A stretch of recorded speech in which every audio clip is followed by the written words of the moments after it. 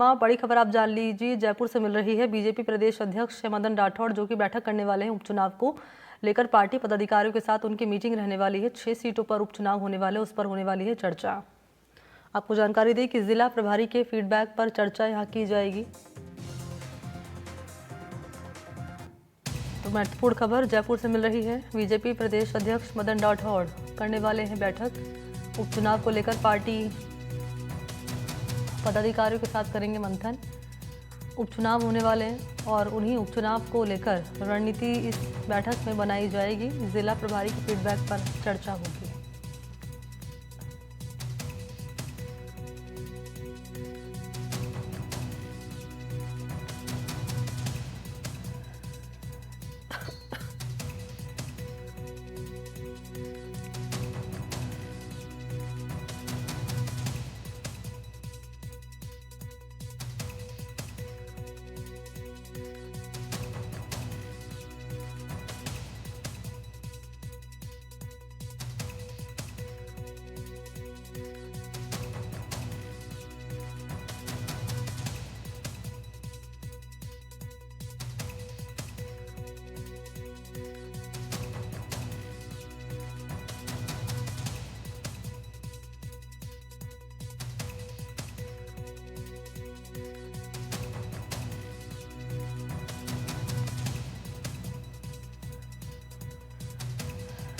तो जयपुर से बड़ी खबर है।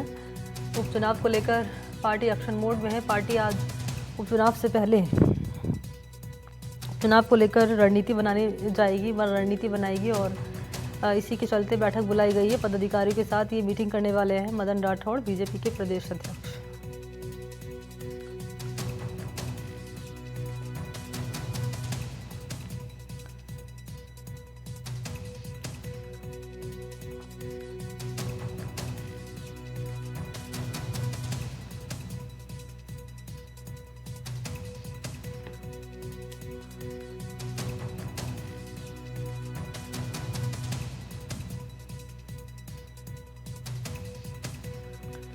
तो राजस्थान में उपचुनाव होने वाले हैं। उपचुनाव के चलते ये महत्वपूर्ण बैठक बीजेपी आज करने वाली है।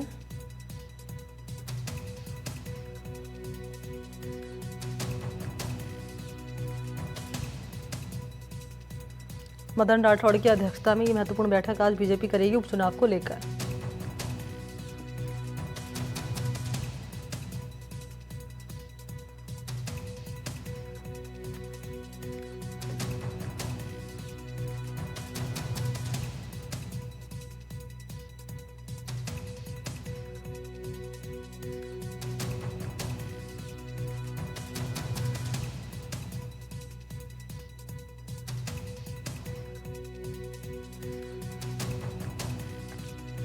और इसी पर ज़्यादा जानकारी लिए सहयोगी वीरेंद्र इस वक्त मेरे साथ मौजूद हैं।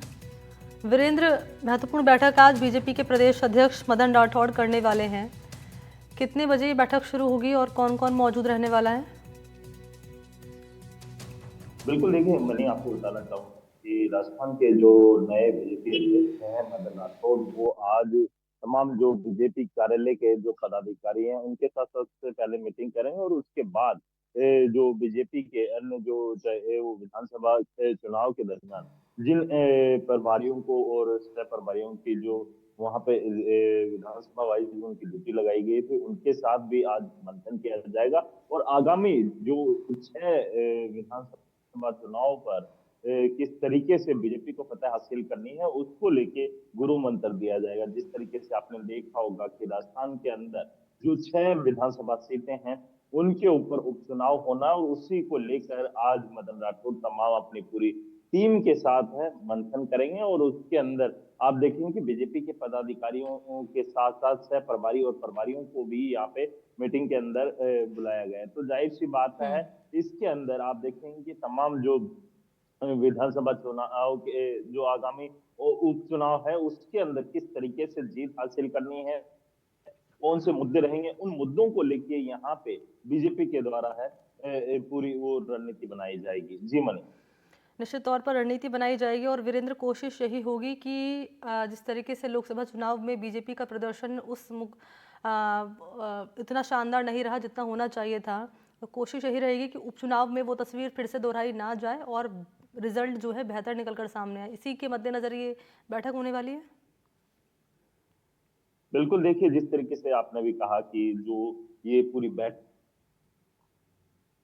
के अंदर जो सीख मिलनी चाहिए बीजेपी को, उसी के आधार पे ये पूरी मीटिंग है।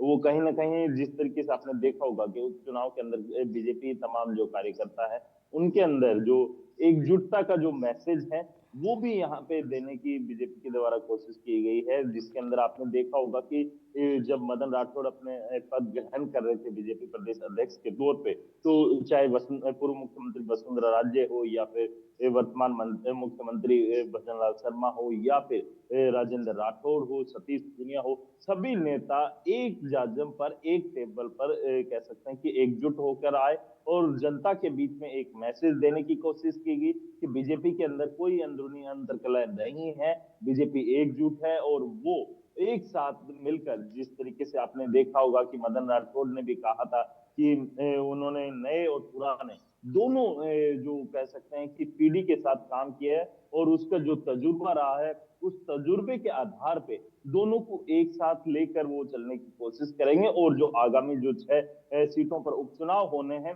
उसको लेके आज मंथन किया जाएगा और क्या-क्या मुद्दे रहेंगे क्षेत्र के हिसाब से आप देख लीजिए या फिर मैं बात करूं वहां के जो क्षेत्रीय समीकरण है, उनको किस तरीके से साधना और कौन यहाँ पे प्रत्याशी होगा, युवा होगा या फिर आप देखेंगे कि जिस तरीके से यहाँ पे बीजेपी ने जो एक फॉर्मूला यूज किया था विधानसभा चुनाव के अंदर, उस दरमियान आपने देखा होगा कि बीजेपी के द्वारा जो फॉर्मूला यूज किया गया था उसमें जो वर्तमान सांसद थे उन्हें मैदान में उतारा था, लेकिन कई सांसद हैं वो हार गए थे और फिर बाद में जो कह सकते हैं कि इनमें से एक सांसद को फिर से बीजेपी ने अपना जो कह सकते हैं सांसद प्रत्याशी बनाया। तो अब देखने वाली बात ये होगी कि वाकई में जो लगातार बीजेपी के लिए जमीन स्तर पे जो कार्य कर रहे हैं, उन कार्यकर्ताओं को यहाँ पे उपचुनाव के अंदर तरजीह दी जाएगी या फिर उन्हीं कार्यकर्ताओं को बड़ी जिम्मेदारी दी जाएगी, उसको लेकर भी यहाँ मंथन किया जाएगा। जी मनी। ठीक है, बहुत शुक्रिया आपका वीरेंद्र, तमाम जानकारी के लिए। धन्यवाद।